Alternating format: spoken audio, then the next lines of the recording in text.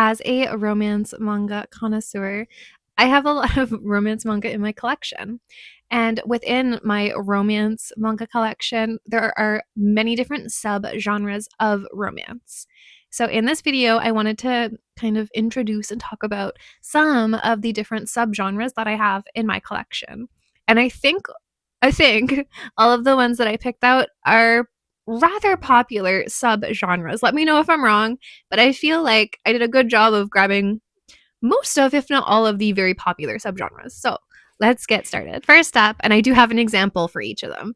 This is a reverse harem series. My exemplar here is, it does have an English, it's Kiss Him Not Me. This is so a reverse harem series, as you can kind of tell by the cover. We have a female lead with a multitude of potential male lead candidates. So there's always one girl and at least, I would say, 3 potential male leads. And typically, you don't know who the male lead is going to be until more towards the end. So that is a reverse harem series. Well, it's not my favorite like trope or subgenre. I do have a few series that are in the subgenre, and I like them enough. Next up is the Tsundere. I don't know if that's a subgenre or not, but the Tsundere kind of male lead stories. My example is Kawaii nante kiite nai, or You're My Cutie, I think is the English digital version. A tsundere character is basically a character that they kind of act aloof, but when you get to know them a little bit more, then they open up. Like they're very much, I don't want to say like have 2 different personalities, but they kind of seem like they do. They seem kind of tough and aloof until they're not. And it's that gap in personality that makes it a very popular trope. I don't know if this is a subgenre. To me, it's a subgenre. The types of stories with a tsundere character is a genre in its own, and it's fun. Again, this one is not my favorite subgenre, but I like it enough that I have a few series with tsundere male leads, and they're fun. This is a cute series. One of my favorite subgenres is romantasy or romance fantasy. So here we have one. The English title is The Demon Lord is Way Too Overprotective, or The Demon King is Way Too Overprotective, one of the two. This is a romance fantasy. I feel like I don't have to explain that all that much. It's a romance series with a fantasy subplot. Typically, to me, a romantasy is a romantasy when it is romance first in a fantastical setting. If it's a fantasy adventure with some romance, to me, that's completely different. For it to be a romantasy story, the romance in it has to be the leading force of the series. I am very picky about that. And this one is a good example of that. Well, it's a fantasy series, it's the romance that drives the plot. One of my new favorites. This one I call 2 different worlds coming together. I don't know exactly how to explain it, but my example is Oshiete Shitsuji-kun. There is no English yet. This is a very new series where there are 2 people from 2 different worlds. And I mean it in like a rich daughter versus a butler, or like basically it's like rich versus not rich. Typically in manga, I feel like that's the most popular, but basically 2 people with completely opposite upbringings who find themselves together. I really like this trope because it shows like 2 different people having different opinions on everything, and like, oh, they shouldn't be together, but they get together. 2 different worlds coming together. Romances, I really like these. We have the memory loss. This one is also technically a reverse harem, but I want to focus on memory loss series. Yes, this is popular enough to be its own subgenre, at least to me. This is Ore to Moichido Hatsukoi. So memory loss, obviously it's about a character, usually the female lead, like hits their head or something and then forgets everything, and then they have to kind of figure everything out. This manga is a very, very good example of that because we have our female lead, and it's not just that she has to navigate her own feelings with all of the potential male leads. While that is the main part of the plot, it's not everything, because she also has to figure herself out too, has to figure out if anybody's lying to her because she has memory loss. It's a very fun trope slash subgenre. We have a Yakuza romance. This is definitely a popular subgenre. Here is Mairimashita to Iwasetai. Yakuza basically is like the mafia, like in such general terms in Japan. So think like lots of fighting, basically clans. Typically in a Yakuza romance, you'll see like the granddaughter lost her parents, so now she was taken in by the grandfather of the Yakuza family, and she was brought up with all these like rugged men, and she's like the precious daughter of the Yakuza. You see that so often enough that I find that itself a trope, but it's not always exactly like that. But that's like the general way these series tend to go, and I do actually really, really like this subgenre. Here is a love triangle series. The big difference between a love triangle and a reverse harem is reverse harems have at least 3 potential male leads. Triangles have 2. That's how I define them anyways. Here we have Tiger and Dragon as my example. It's a cute series, so we basically have our female lead and 2 potential male leads, and you typically don't know who she'll pick until the very end. If you do know who she picks, like right from the get-go, that's not really a triangle as much as it would be. Like it's nice to have a triangle where you really don't know who she's going to pick.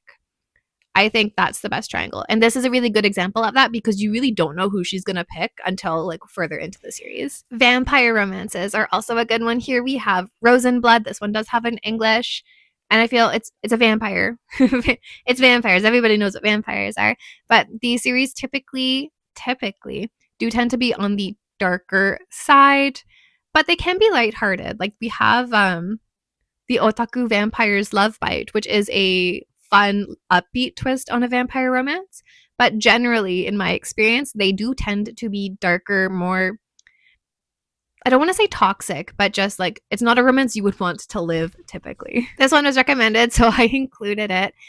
And I have been noticing a lot where it's become a subgenre in itself where we'll have a couple or like 2 people who kind of like each other, but they don't date. Kind of like they'll have an established relationship and then their parents will get married and they become step siblings and now their relationship is weird.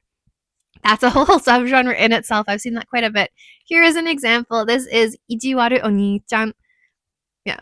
This is a interesting series. It's not my favorite. There are other series that have done this trope or subgenre better, but this is just an example where as adults they meet and they hook up and then they realize, oh, our parents just got married. Oh, and then they have to navigate that really, really strange new relationship.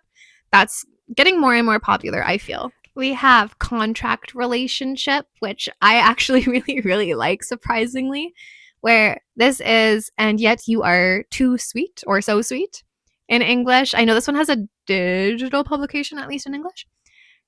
So a contract relationship basically is 2 people get into a relationship and they like figure out the terms. Usually they don't actually have feelings for each other, or at least one of them won't. They'll get into the relationship for their own benefits. And then slowly but surely they'll actually develop feelings for each other, making it a really fun romance. I eat these up. I love them so much. This one's also kind of a contract relationship, but I'll say like strangers to relationship or strangers to married, because this is like different vibes from a high school contract relationship series. So in like strangers to married or strangers to relationship, here we have Kinkyo-ya-san no karisome fufu. We have 2 people who get together purely for their own benefits. They will write rules to like how they will get along. Absolutely no plans whatsoever to get involved romantically. Versus with something like this, with a contract relationship, usually one of them starts out with at least some sort of feelings for the other, or at least one will catch feelings for the other pretty quickly. These ones tend to be a little bit more slow burn, accidental romances, at least in my opinion. I like both of them, just this one's kind of the adult version of the previous, which is why I felt the need to include both of them. Here we have age gap romances, and this one is Ao Haru da Nante Kimi no Se. You'll notice in my collection, I don't have a lot of age gap romances because I tend to find them kind of icky. Unless it's like a vampire romance, which it's fantasy, so I can live in the fantasy. But if it's set in reality, typically I find it kind of icky and I can't really deal with it. But age gap romances, like 9 times out of 10, it'll be like a 8+ year older guy with a younger girl. Typically in shoujo manga, you'll see a lot of 16-year-old girls with like 26-year-old guys, which I can't do. But This one was cute. I will say I don't know. I don't remember how old he is. She is 16 and he is a working adult, but I did like their relationship. There did not seem to be at least a power imbalance, which I did like. Typically, these series do have a power imbalance and I just can't. One of my favorite subgenres is a Yankee romance or a delinquent romance. So typically in delinquent romances, I say on my channel a lot, Yankee romance. Yankee is delinquent.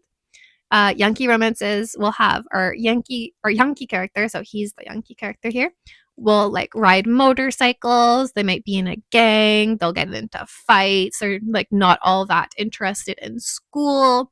Typically, they're seen as kind of troublemakers. Typically, but in the like romance side of the Yankee series, they're like less into fighting. There is still some fighting, but less than a traditional Yankee series. I really like these because I like the misfit characters. I think they're fun. I really like the series. This one is love. That's an understatement. But another really good one is Glasses with a Chance of Delinquent. And I did want to pick up just like normal high school romance, just because typically I do like romances that have a little bit extra. So like not just high school, not just, one thing. I like it to be a little bit more like high school contract relationship, high school, drama, something. But there is something nice about just a nice high school romance. So I picked that Futarijime Romantic because this is such a nice series and it's just they're in high school and it's their first relationship and it's cute. I also have I'll just say it's an office romance. It is technically also age gap, but it's appropriate age gap because they're both adults, so I don't count that. But workplace romance, this is 20 and the Beast in English, and it's just two adults get together at work. I will say, in my opinion, if it's a workplace romance, it is not spicy at all. It is just romance at the workplace. They realize they like each other and they work together. Workplace romance. I do like these when they're not spicy. Also, we have university romances, just like high school romances, but now in university. Here is Choking on Love. That's the English.